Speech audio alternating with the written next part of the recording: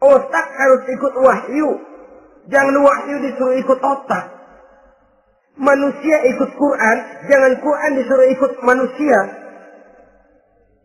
Dan kaum orientalis, ya, orang barat di luar Islam yang mendalami, mempelajari Islam dengan tujuan mencari kelemahan Islam untuk menghantam umat Islam. Itu sengaja mencari ayat-ayat yang mereka kumpulkan untuk menghantam umat Islam. Supaya mereka meragukan Qur'annya untuk kemudian pada suatu saat meninggalkan Qur'an sama sekali. Assalamualaikum warahmatullahi wabarakatuh. Waalaikumsalam warahmatullahi wabarakatuh. Bismillahirrahmanirrahim. Alhamdulillahi rabbil alamin. والعاقبة للمتقين ولا عدوان إلا على الظالمين والصلاة والسلام على أشرف الأنبياء والمرسلين سيدنا ومولانا محمد وعلى آله وأصحابه المجاهدين الطاهرين أما بعد. Saudara-saudara kaum muslimin rahimakumullah, tanamkan kegemaran membaca Al-Quran, karena membaca Al-Quran merupakan ibadah yang besar. Bahkan kata Nabi, afdalu ibadati abdi qiraatul Quran. Nilai ibadah yang paling baik dari hambaku adalah ibadah membaca Al-Quran. Dalam sholat pahalanya lebih besar di luar sholat daripada di luar sholat. Dengan wudu pahalanya lebih besar daripada tanpa wudu. Mengerti pahalanya lebih besar daripada tidak mengerti. Tapi tidak mengerti pun jangankan membaca, mendengar saja orang baca Quran dengan baik sudah didoakan untuk mendapat rahmat. Berpahala mendengar bacaan Al-Quran walaupun tidak mengerti. Apalagi membaca sendiri, apalagi mengerti apa yang kita baca, tentu pahala itu akan jauh lebih besar. Ini yang pertama. Tanamkan kegemaran membaca Al-Quranul Karim. Yang kedua, dalam hadis tadi, fastazharuhu. Man qara'al Qur'ana fastazharuhu. Siapa yang membaca Al-Quran kemudian memperhatikannya. Jadi kalau kita mau berimam kepada Al-Quran, setelah menanamkan kegemaran membaca, yang kedua, perhatikan, pahami isinya. Jangan seperti monyet pakai mahkota, ketawa girang, cengengesan, tapi dia tidak tahu arti kebesaran mahkota yang disandangnya. Bangga dengan Al-Quran, tapi apa kandungannya kita tidak mengerti. Untuk memahami Al-Quran ini, caranya bagaimana? Tentu mudah saja. Seperti contoh, kalau kita ingin mengerti caranya bikin tahu, jangan bertanya kepada montir mobil. Montir mobil ahli betul urusan mesin. Tapi kalau urusan tahu, tanya dong tukang tahu. Untuk mengerti rahasia dan seluk-beluk Al-Quran, kita harus bertanya kepada orang yang memahami seluk-beluk Al-Quran. Para ulama, para kiai, para ustadz, yang kita tahu kualitas keilmuannya, kita yakini loyalitas dan integritasnya kepada Islam ini. Kenapa? Ayat-ayat Quran itu elastis. Dia dibawa kemana saja mau. Ditafsirkan menurut kemauan orang bisa. Paling celaka kalau yang belajar tidak punya dasar, yang mengajar punya maksud lain. Sesat dan menyesatkan. Yang ngajar punya nafsu ambisi, yang belajar tikus budek, yang memang tidak punya dasar apa-apa. Sekali belajar langsung tafsir. Cara wudhu yang baik saja belum ngerti, cara ruku dan sujud yang baik saja belum bisa, yang membatalkan sholat apa ndak bisa, ndak ngerti, sekali langsung Enggak, supaya kita langsung saja belajar langsung Al-Quranul Karim. Tidak jelek. Cuma akan lebih baik kalau sebelumnya ada unsur penunjang dari nilai-nilai keilmuan dalam Islam ini. Disinilah perlunya menghidupkan majelis-majelis taklim. Sebab kalau Al-Quran hanya dipahami dan dikutak-kutik menurut maunya rasio saja, kekuatan rasio terbatas. Saya akan khawatir nantinya akan timbul pendapat-pendapat di mana Al-Quran disesuaikan dengan otak.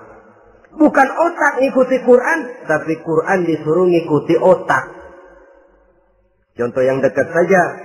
Kalau saudara ngukur kayu pakai meteran, itu kira-kira meteran ikut kayu, apa kayu ikut meteran? Ayo, kira-kira kayu ikut meteran, apa meteran ikut kayu? Meteran ikut kayu. Bagus. Kalau meteran ikut kayu, artinya nggak ada meteran benar di dunia ini. Kayunya kependekan, meterannya dipotong. Kan begitu loh. Meteran ikut kayu namanya. Bukan meteran ikut kayu, tapi kayu yang harus ikut meteran. Otak harus ikut wahyu. Jangan wahyu disuruh ikut otak.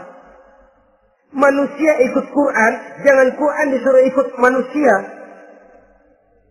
Dan kaum orientalis, ya, orang barat di luar Islam yang mendalami, mempelajari Islam dengan tujuan mencari kelemahan Islam untuk menghantam umat Islam. Itu sengaja mencari ayat-ayat yang mereka kumpulkan untuk menghantam umat Islam. Supaya mereka meragukan Qur'annya untuk kemudian pada suatu saat meninggalkan Qur'an sama sekali. Timbullah pendapat ada ayat Qur'an yang sudah tidak sesuai lagi katanya dengan situasi dan kondisi.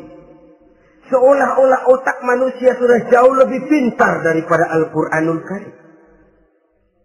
Saudara-saudara kaum muslimin rahimakumullah. Inilah yang kita berlindung dari Allah. Sebab secara demikian dengan kata lain kita secara tidak sadar sudah mengurangi kemahamutlakan dan kesempurnaan dari Allah Subhanahu wa ta'ala. Untuk memahami Al-Quran, maka kita harus bertanya kepada ahlinya, mengaji, menghidupkan majelis-majelis taklim. Jangan sampai Al-Quran menjadi awam di tengah masyarakat Islam sendiri. Ini jalan yang kedua, memahami isinya. Sehingga dengan demikian, manakala Al-Quran dibacakan orang, pemikiran kita tidak lagi terpusat kepada kemerduan suara orang yang membaca, tapi tertuju kepada isi yang dikandungnya. Sehingga dalam kondisi semacam itu, boleh jadi tiap kali dibacakan Al-Quran, nilai iman makin tambah. Kita dengar orang baca, Alam taro kaifa fa'ala rabbuka bi ashabil fil. Terbayang oleh kita bagaimana Raja Abrahat dengan pasukannya mau menghancurkan Ka'bah.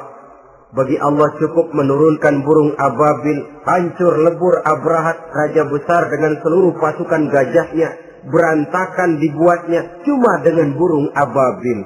Allah Maha Besar, Allah Maha Kuasa. Tambah iman. Kalau tidak, ya seperti yang banyak terjadi. Quran menceritakan azab, kita malah kesenangan.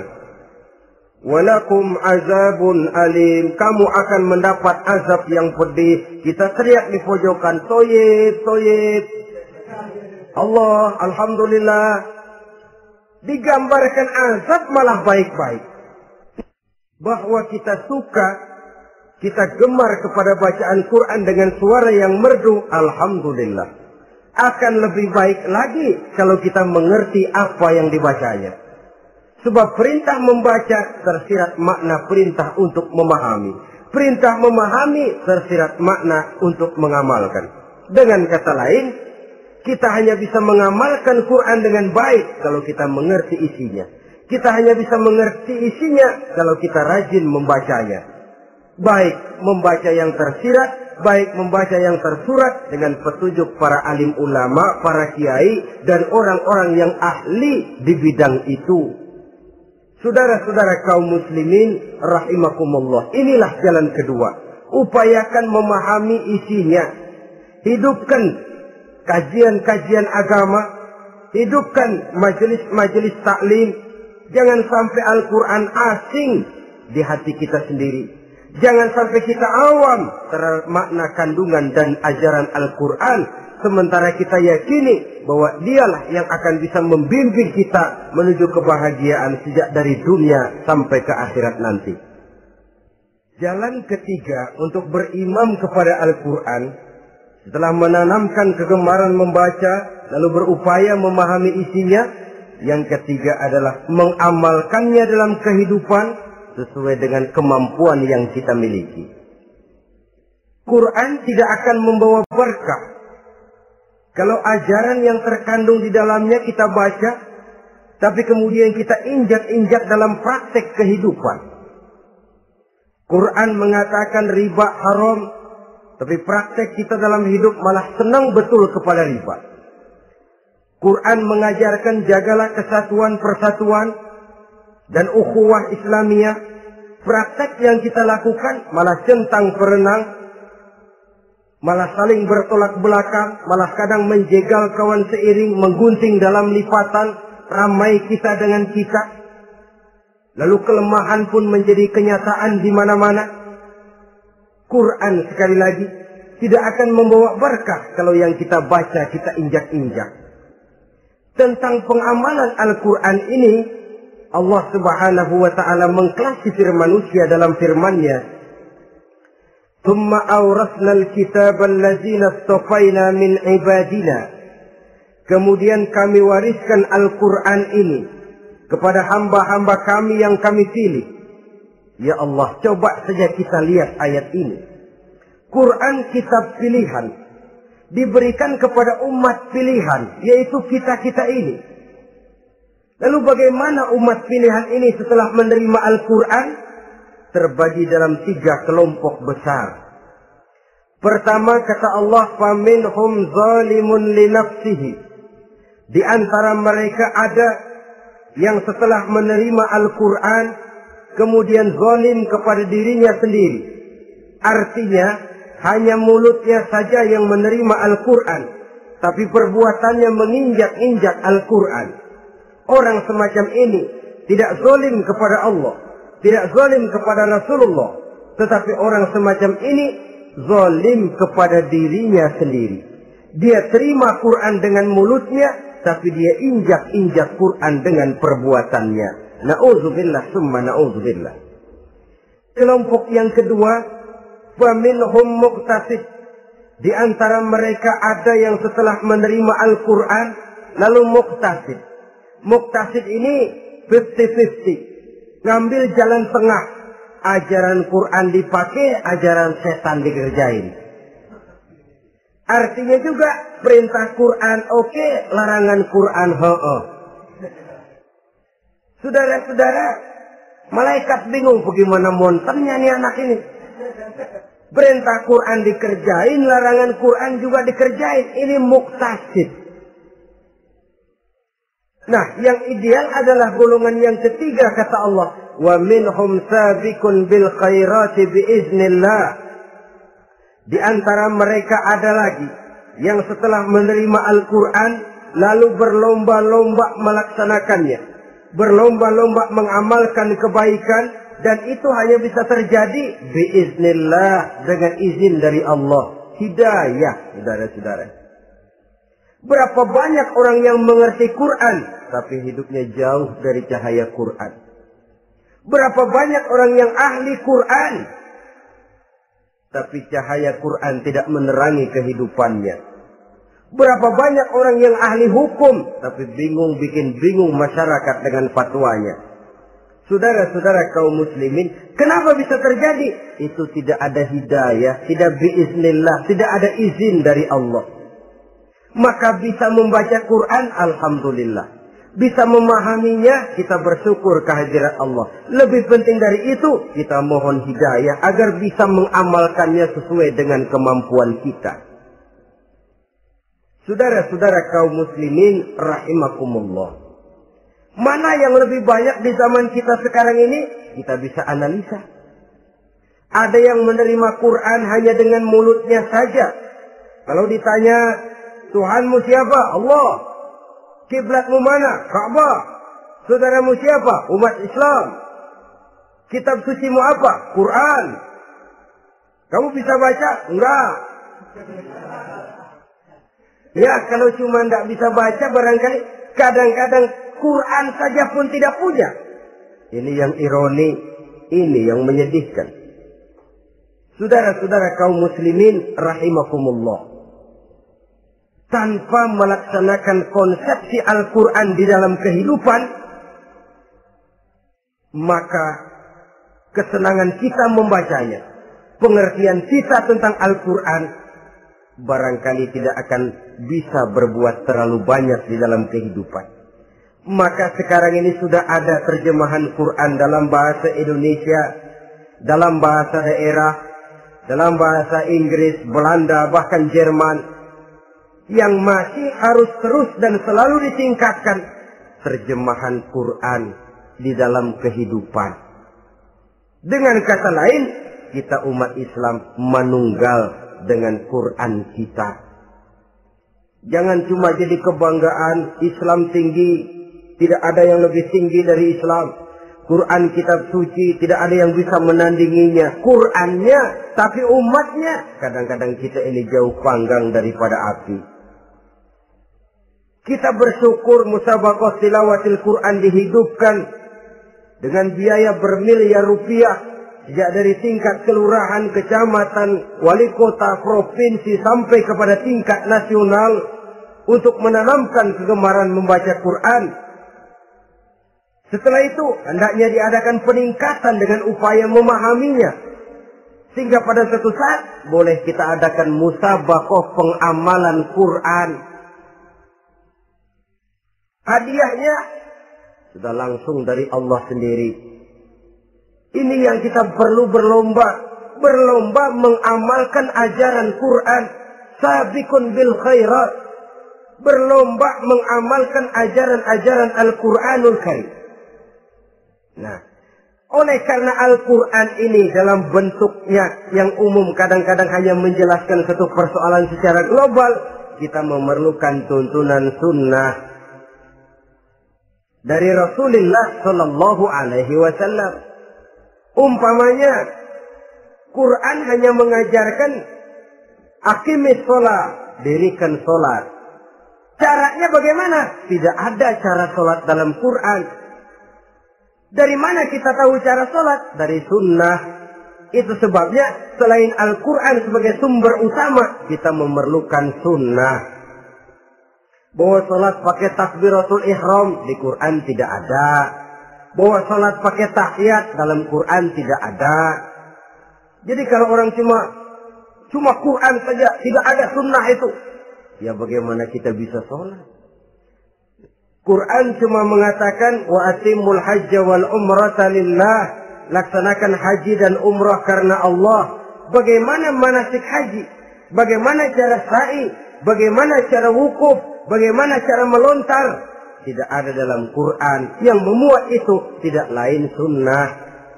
Untuk memahami Quran dan sunnah ini, kita memerlukan orang yang menguasai Quran dan sunnah. Oleh karena itu kita perlu petunjuk kepada para ulama. Itu sebabnya Quran sendiri mengatakan, wa in tanaza'tum fi syai'in farudduhu ila Allah wa rasulih. Apabila kamu berbeda pendapat tentang suatu persoalan, kembalikan kepada Allah dan Rasulnya. Kembalikan kepada Allah artinya kembalikan kepada Quran. Kembalikan kepada Rasul, maksudnya kembalikan kepada sunnah. Siapa yang mengerti Quran dan sunnah? Para ulama yang kualitas ilmunya kita yakini, loyalitas dan kredibilitas serta integritas keislamannya bisa menjadi panutan. Saudara-saudara kaum muslimin rahimakumullah. Dengan demikian, kalau orang berkata, langsung saja memahami Quran. Sekarang kan sudah banyak terjemahannya. Tidak usah lewat ulama-ulamaan. Saya tidak mencela, cuma agak mengkhawatirkan. Kalau dia memahami Quran cuma sekedar lewat terjemahannya saja, sangat mungkin jadi dia bisa salah paham. Kita memerlukan bantuan sunnah, kita memerlukan petunjuk para ulama yang menguasai di bidang itu. Kembalikan kepada Quran dan sunnah, artinya bertanya kepada orang yang memahami Quran dan sunnah. Nah, dengan begitu kan akan terjadi perbedaan pendapat. Perbedaan pendapat sesuatu yang halal sepanjang tidak menyebabkan kita berpecah belah. Halal berbeda pendapat. Asal diletakkan pada proporsinya. Apalagi kalau perbedaan pendapat itu cuma masalah teknis, bukan masalah prinsip. Kenapa tidak pulang saja kepada tuntunan Quran? Lana a'maluna walakum a'malukum. Kami akan mengamalkan amalan yang kami yakini benarnya. Saudara persilahkan mengamalkan amalan yang saudara yakini benarnya. Sama-sama punya alasan, sama-sama punya dalil. Tidak usah saling menyalahkan. Tidak usah saling mengklaim, merasa yang paling benar, orang lain salah semua. Kemukakan argumen, jangan sentimen. Harus dengan semangat mencari kebenaran, bukan untuk mencapai kemenangan. Kalau sentimen lebih penting dari argumen, kalau kemenangan lebih diutamakan dari mencari kebenaran, yang berlaku kadang-kadang gengsi. Kalau sudah gengsi, yang bicara emosi. Kalau sudah emosi, istilah kita di kampung, ngambek. Gedean ilmunya sama ambeknya. Kadang-kadang, saya kalau nggak jadi imam, nggak mau sembahyang di situ. Kalau nggak jadi imam, orang lain dianggapnya kagak sah sembahyangnya. Pokoknya kalau nggak ngaji sama saya, Islamnya kurang benar. Terima kasih dan mohon maaf. Wassalamualaikum warahmatullahi wabarakatuh.